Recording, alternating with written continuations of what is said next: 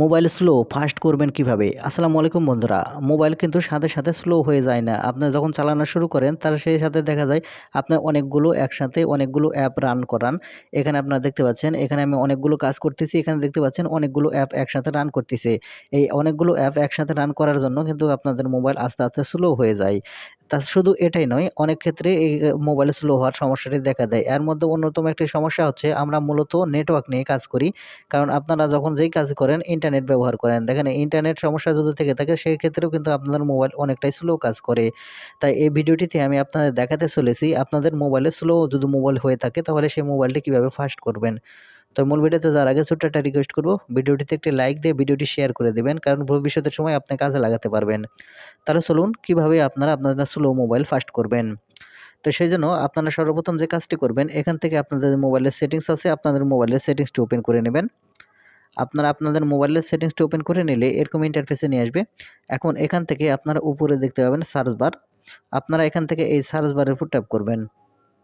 Search বারের উপর tap করার পর এখানে আপনারা টাইপ করার অপশন পাবেন। আপনারা যে কাজটি করবেন এখান থেকে টাইপ করবেন ওয়াইফাই অ্যান্ড, এখানে শুধু ওয়াইফাই অ্যান্ড লিখে সার্চ করলেই এখানে অনেকগুলো অপশন আসবে। তার মধ্যে প্রথম যে অপশনটি দেখতে পাবেন ওয়াইফাই অ্যান্ড ব্লুটুথ স্ক্যানার। আপনারা এখন এখান থেকে ওয়াইফাই অ্যান্ড ব্লুটুথ স্ক্যানার এই অপশনের উপর ট্যাপ করবেন। ওয়াইফাই অ্যান্ড ব্লুটুথ স্ক্যানার এই অপশনের উপর ট্যাপ করলে এখান থেকে একটু নিচের দিকে আসবেন।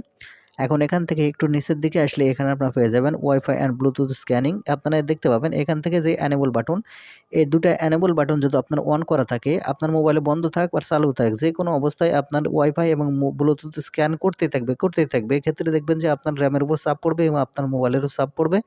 এক্ষেত্রে আপনার মোবাইল অনেকটাই স্লো কাজ করবে। তো সেই জন্য আপনারা যে কাজটি করবেন এখানে এনেবল বাটন দুটো যদি আপনার অন করা থাকে আপনার দুটোই এখান থেকে অফ করে দিবেন।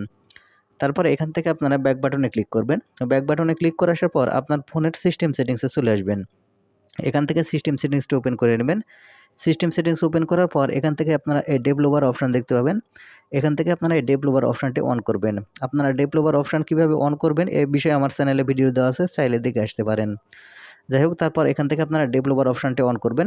ডেভেলপার অপশনটি অন করলে এখান থেকে আপনারা স্ক্রল করে নিচের দিকে চলে আসবেন।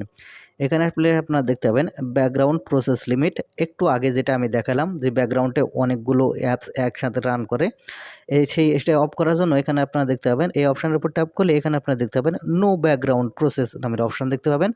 আপনারা এখন এখান থেকে নো ব্যাকগ্রাউন্ড প্রসেস এই অপশনের উপর টিক মার্ক করে রাখবেন, অর্থাৎ নো ব্যাকগ্রাউন্ড এটা করে রাখবেন। তাহলে আপনার ব্যাকগ্রাউন্ডে কোনো অ্যাপস রান করবে না। এক্ষেত্রে আপনার মোবাইল কিন্তু অনেক ফাস্ট কাজ করবে। তারপরে আপনারা এখান থেকে যে কাজটি করবেন এখান থেকে আরেকটু স্ক্রল করে নিচের দিকে চলে আসবেন। আরেকটু স্ক্রল করে নিচের দিকে আসলে এখানে আপনারা পেয়ে যাবেন উইন্ডোজ অ্যানিমেশন স্কেল। আপনারা এখান থেকে উইন্ডোজ অ্যানিমেশন স্কেলের এখানে দেখতে পাচ্ছেন যেটা 1x যেটা করা আছে আপনারা এটা করে রাখবেন। তারপরে নিচে আসলে দেখতে পাবেন ট্রান্সলেশন অ্যানিমেশন স্কেল।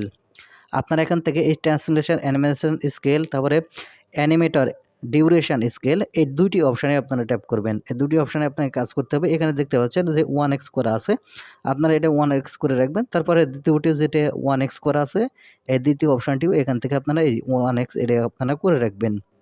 তারপরে এখান থেকে আপনারা ব্যাক বাটনে ক্লিক করবেন। এতক্ষণ দেখালাম মোবাইলের স্পিড, এখন দেখাবো ইন্টারনেট স্পিড আপনারা কীভাবে বাড়াবেন। ইন্টারনেটের স্পিড বাড়ানোর জন্য আপনার ফোনের নোটিফিকেশন বার টেনে নিচের দিকে নিয়ে আসবেন।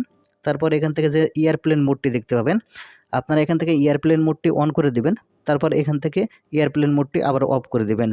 দেখবেন জাদুর মতো আপনার ফোনের ইন্টারনেট স্পিড বেড়ে যাবে। এক্ষেত্রে আপনার মোবাইলটি অনেক ফাস্ট কাজ করবে। তো ধন্যবাদ ভিডিওটি দেখার জন্য।